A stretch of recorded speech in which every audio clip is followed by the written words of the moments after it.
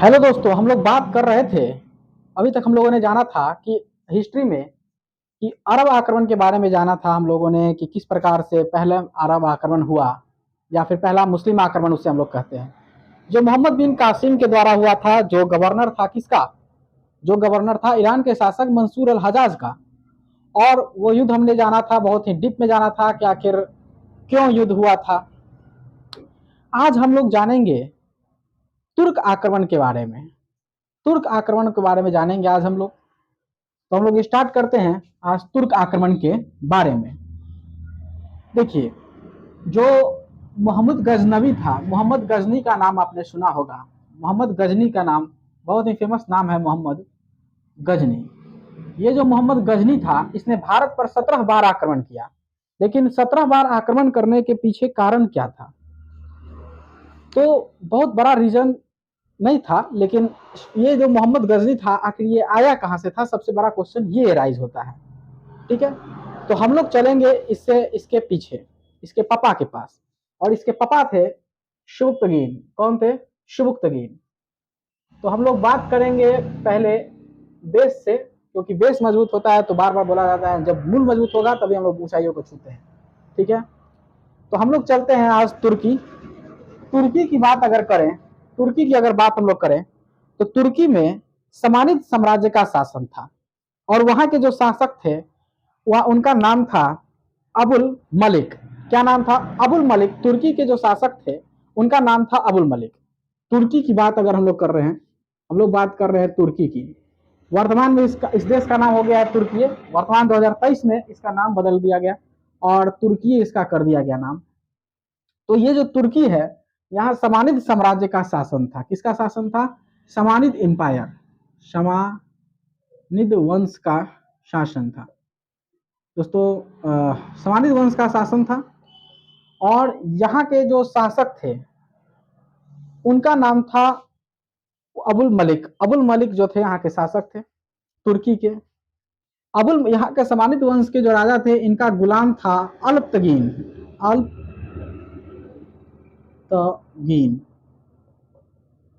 अल्पतगीन जो था, इसका भी एक गुलाम था जिसका नाम था शुबुक्तगीन। शुबुक्तगीन। और ये जो अल्पतगीन था, ये समानिद साम्राज्य के शासक के बारे में हम लोग बताया कि अबुल मलिक, अबुल मलिक, ठीक है, अबुल मलिक हमने बताया। ये अबुल मलिक के मृत्यु के बाद, अबुल मलिक का मृत्यु हो जाता है 976 में। 976 ईस्वी में अबुल मलिक का मृत्यु हो जाता है। 976 ईस्वी में अबुल मलिक की मृत्यु के बाद अल्पतगीन जो था वो तुर्की से निकला और अफगानिस्तान पहुंचा। उस टाइम अफगानिस्तान में कोई भी किंगडम नहीं था, किसी प्रकार का कोई साम्राज्य नहीं था। तो अफगानिस्तान में इसके द्वारा गजनी वंश की स्थापना की जाती है। गजनी वंश की स्थापना अफगानिस्तान में की जाती है। गजनी को राजधानी बनाया जाता है। ठीक है, गजनी को राजधानी बनाया जाता है। संस्थापक थे गजनी सल्तनत के। और ये जो अल्पतगीन था, ये पहले भी गवर्नर रह चुका था इनके समय में, आपको बताया जैसा कि मैंने। ठीक है, तो अल्पतगीन जो था, ये गजनी में, अफगानिस्तान में गजनी को अपना राजधानी बनाता है और शासक बन बैठता है, गजनी वंश का संस्थापक। लेकिन ये बच्चा एक ही साल शासन कर पाता है। 976 में ये गद्दी पर बैठता है और 977 में जाकर के इसका देहांत हो जाता है। इसके बीच में अल्पतगीन ने अपना छोरी का विवाह सुबुक्तगीन से करवा दिया था। मतलब अपने लड़की का विवाह इसने सुबुक्तगीन से करवा दिया था। तो सुबुक्तगीन जो था, इनका दामाद भी बना और इनका सेनापति भी था, अर्थात गुलाम भी था। सुबुक्तगीन गद्दी पर जब बैठता है तो 977 से लेकर के 997 तक, 997 ईस्वी तक गद्दी पर बैठता है। 977 से 997 तक सुबुक्तगीन गद्दी पर बैठता है। सुबुक्तगीन जो था, इसके द्वारा क्या होता है, अब देखिए सुबुक्तगीन के बारे में हम लोग यहाँ पर जानेंगे बहुत ही डीप से, सुबुक्तगीन के बारे में। ठीक, सुबुक्तगीन के बारे में। सुबुक्तगीन जो था, ये जाता है कहां?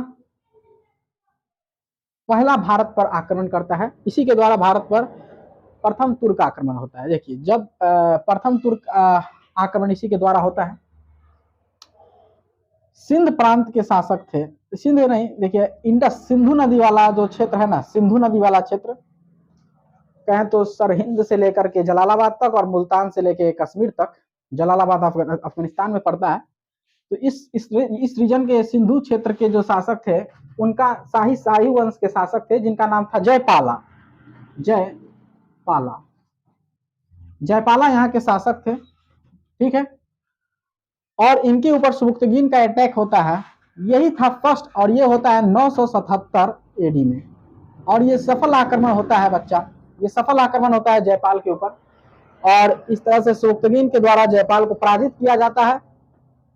और यही फर्स्ट, अगर बात करें तो फर्स्ट तुर्क आक्रमण इसी को हम लोग कहते हैं। तो इस प्रकार से तुर्क आक्रमण हम लोगों ने आज जाना कि 977 एडी में फर्स्ट तुर्क आक्रमण हुआ। अब हम लोग ये जानेंगे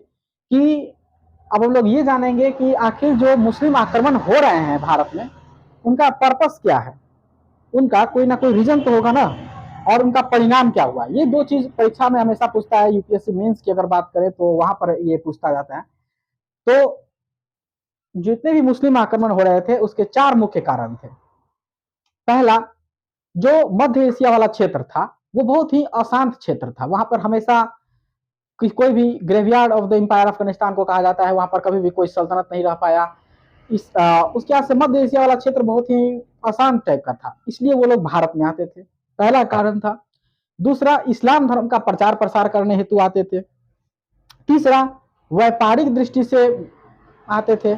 चौथा, धन दौलत जमा करने के लिए आते थे। तो इस प्रकार से यही सारा रीजन था जिस कारण जो है सो मुस्लिम भारत पर आक्रमण किए, चाहे वो मोहम्मद गजनी किया हो या मोहम्मद बिन कासिम किया हो। इन सारे का रीजन एक ही मेन उद्देश्य यही होता था, 2 उद्देश्य मेन होता था, इस्लाम धर्म का प्रचार करना और धन दौलत इकट्ठा करना। बाकी और भी बहुत सारे मोटो होते थे, जिसमें बात करें जैसे मतलब व्यापारिक मार्ग पर कब्जा करना हो गया, ठीक है। उसके बाद हम देखेंगे कि इनका परिणाम क्या क्या हुआ। जब मुस्लिम आक्रमण हुआ तो इसका परिणाम ये हुआ कि भारत में भी इस्लाम धर्म के प्रचारक आए, मुस्लिम व्यापारी प्रवेश हुए, हिंदुओं का मुस्लिम कल्चर और हिंदू कल्चर का मिलाप हुआ, ठीक है ना। ये सारा चीज जो है सो हम देखते हैं कि मुस्लिम आक्रमण के परिणाम होते हैं। तो चलिए दोस्तों, आज अब अगले वीडियो में हम लोग बात करेंगे सुबुक्तगीन के बेटे मोहम्मद गजनी के बारे में, पूर्ण विस्तार से बात करेंगे। तो इसी के साथ धन्यवाद आप सबका। ओके, आप